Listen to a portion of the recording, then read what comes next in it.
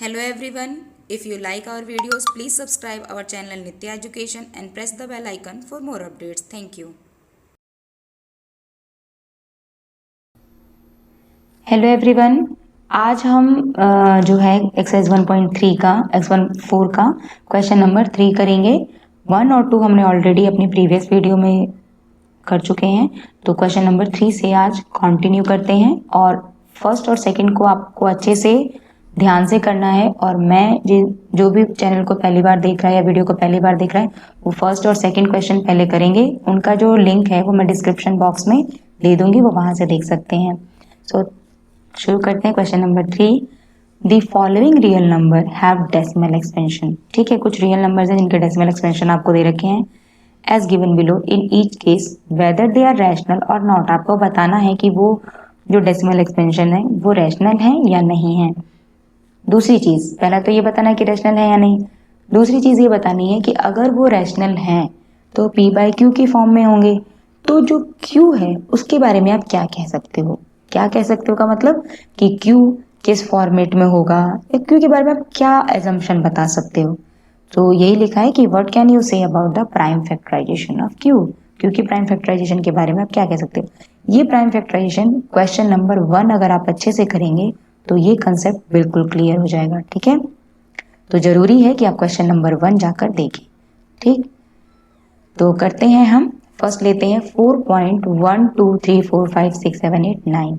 अब ये नंबर देखने के बाद आपको क्या लग रहा है कि डेसिमल के बाद after few number of steps ये जो है एंड हो जा रहा है। डेसिमल के बाद जो डिजिट है फ्यू नंबर ऑफ स्टेप्स के बाद एंड हो जा रही है, मतलब कंप्लीटली डिवाइड हो जा रही है। कंप्लीटली डिवाइड होने का मतलब यही हो गया कि ये टर्मिनेटिंग है। क्या है बेटा? ये टर्मिनेटिंग। और टर्मिनेटिंग है मतलब ये रैशनल नंबर क्या है? टर्मिनेटिंग है। टर्मिनेटिंग होने का मतलब कि ये किस तरीके का होगा? रैशनल नंबर है, और रैशनल नंबर है तो पी बाई क्यू की फॉर्म का होगा। तो उसमें जो क्यू होगा, फर्स्ट क्वेश्चन में अगर डेसिमल टर्मिनेटिंग होता था तो क्यू किस फॉर्म का होता था तब वो टर्मिनेटिंग होता था। क्या रूल मैंने आपको बताया था? मैंने बताया था कि P अपॉन में Q जो होना चाहिए वो या तो 2 की पावर की फॉर्म में होना चाहिए या 5 की पावर की फॉर्म में होना चाहिए या 2 और 5 दोनों की पावर की फॉर्म में होना चाहिए, तभी कोई डेसिमल एक्सपेंशन हमारा टर्मिनेटिंग हो सकता है। तो अगर ये टर्मिनेटिंग आ रहा है इसका मतलब 100% Q किस फॉर्म का होगा? For rational number P by Q, we can say that the prime factorization of Q is in the form of 2 की पावर m और 5 की पावर m की फॉर्म n की फॉर्म का होगा, तभी ये नंबर टर्मिनेटिंग है। ठीक है, तो ये हम Q के बारे में बता सकते हैं। ठीक, नेक्स्ट देखते हैं हम।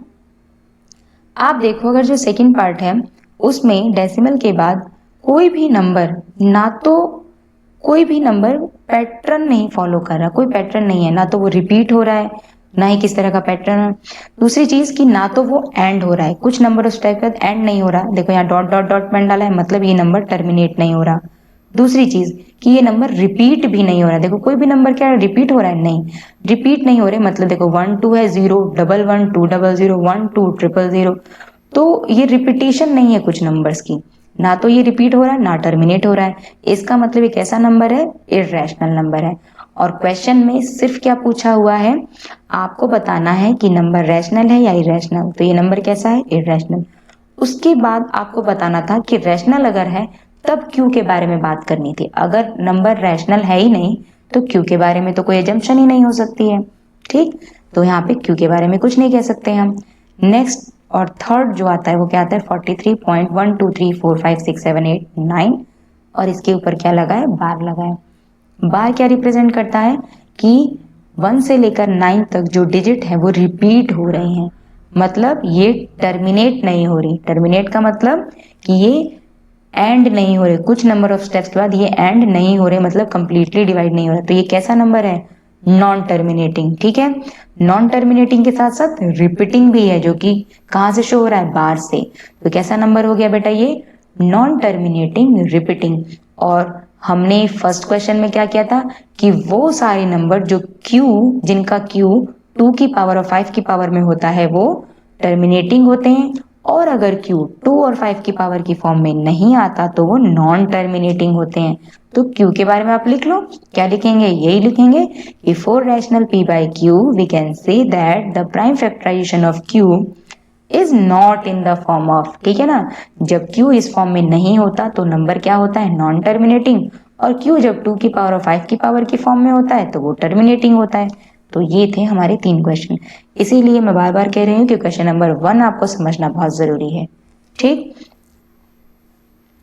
सो thanks for watching this video. If you like this video, please like, share, subscribe Nitya Education and press the bell icon for the regular updates.